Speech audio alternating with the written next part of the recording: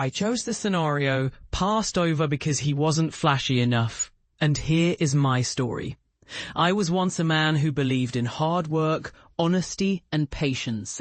I spent years building my life, quietly grinding away in the background, waiting for the right moment to shine. I trusted the people around me, my colleagues, my boss, my friends, because I believed in loyalty and integrity. I had a humble dream, one that I worked tirelessly to achieve.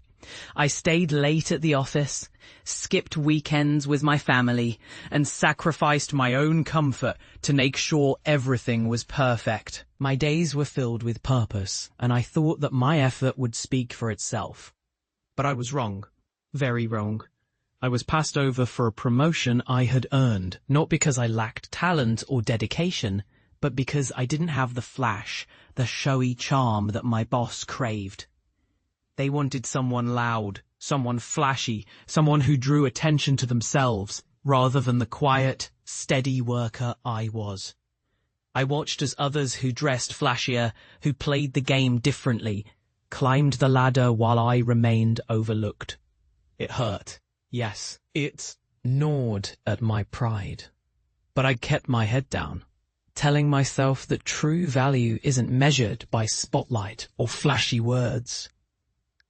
I kept pushing, hoping someday they would see who I truly was. But behind my back, the truth was far darker.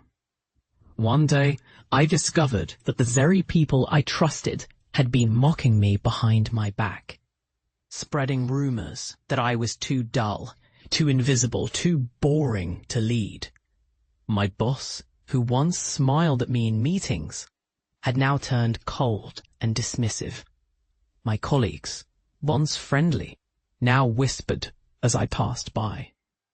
It was a brutal realization, one that shattered my confidence and made me question everything I believed about loyalty and respect.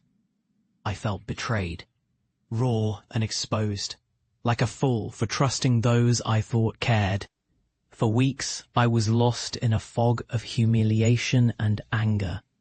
I would lie awake at night, replaying every moment, wondering what I did wrong, blaming myself for not being flashy enough.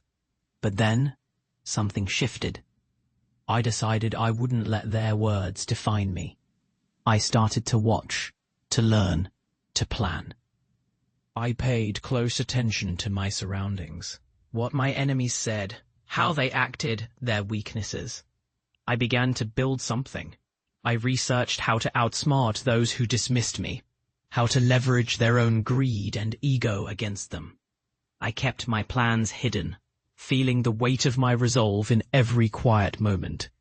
I heard the whispers of my enemies, smelled their arrogance lingering in the air when they thought no one was listening. I felt the heat of their envy when they saw my silent efforts. I watched as my competitors flaunted their superficial success while I quietly prepared my comeback. Every moment I spent in solitude was fuel, sharpening my mind and steeling my heart. There was a cold, calculating energy rising inside me, not with rage, but with a quiet fire to reclaim my dignity.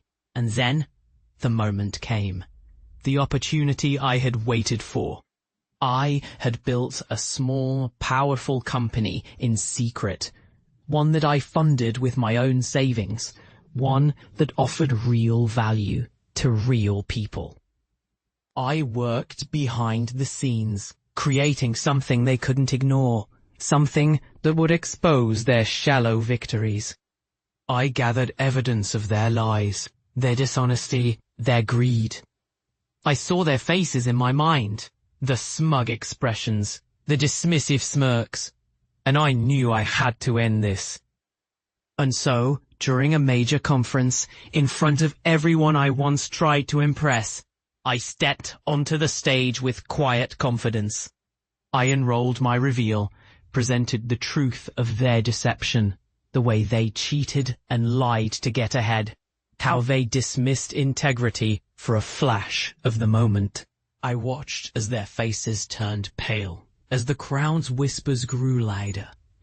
I felt the weight of justice finally settling over me, like a cold breeze that cut through the heat of their lies. When it was over, they had no choice but to face their own shadows, and I felt something I hadn't felt in a long time. Victory, not just over them, but over the doubt they planted in my mind. I used that pain, that betrayal, to build something meaningful. I poured my heart into creating a company that valued honesty, patience, and genuine talent. I became a mentor to others who had been overlooked, who believed their worth was measured by how loud they could be, not by how true they remained. I wrote a book about my journey, about resilience, about staying true when everyone doubted you, about turning silence into strength.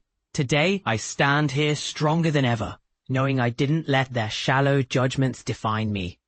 I turned my heartbreak into a foundation for something real, something lasting. And now, if this story moved you, like, share, and subscribe to this channel.